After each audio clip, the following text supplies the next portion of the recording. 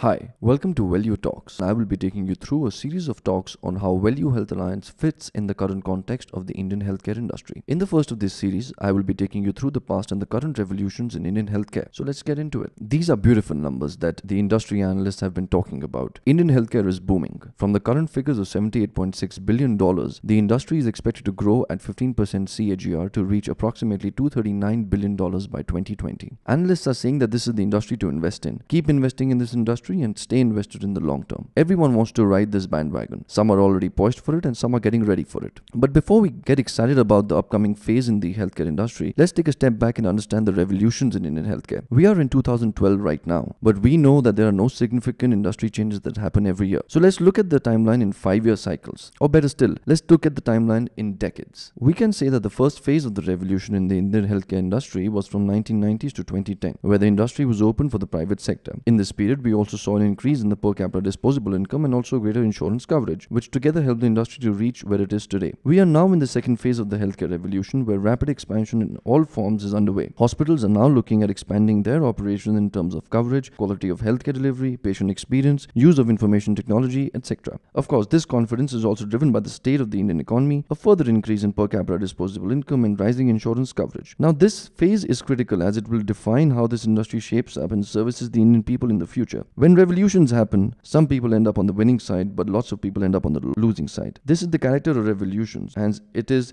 extremely difficult to predict which way they will end up going. So let's summarize where this industry has been and where it is heading. Instead of reactive healthcare, which was already the case, we are now moving to preventive care and slowly towards wellness. In the next few years, we will see wellness taking the center stage. Similarly, in the past, we were happy with the compromising function, where as long as the life is saved, the past generations were happy with losing anything else. But today, the preserving function is already on the center stage, whereas the Western world has already moved to active lifestyle. They are saying that come what may, give me the active lifestyle that the way it is meant to be. So what does this mean? This means that patient expectations are rising rapidly. There is a huge upsurge in healthcare awareness and quality consciousness among patients and their families. All this is just accumulating into the cost of running hospitals successfully. So if you look at it just as an analogy, a simple analogy, this is how we looked like before the revolution. We started to really pick up the pace during the first phase of the revolution. And now that we are in the second phase, we are moving even faster than before. Now what happens when we move really fast? Things around us get blurred and we all start to move in different directions in the hope of surpassing each other or getting to the destination faster than the others. So it's time we stop and take a stock of things. Let's absorb what is around us and mitigate the risk of missing out on opportunities on the way. Or else, we may end up in a situation where we create non-performing assets or fuel the demand-supply gap in healthcare pockets across the country. We must understand that the Indian healthcare market is not like a vanilla pyramid where tier 1 cities have 100% affordability, tier 2 cities have 50 to 75% affordability, and other cities have 0 to 50%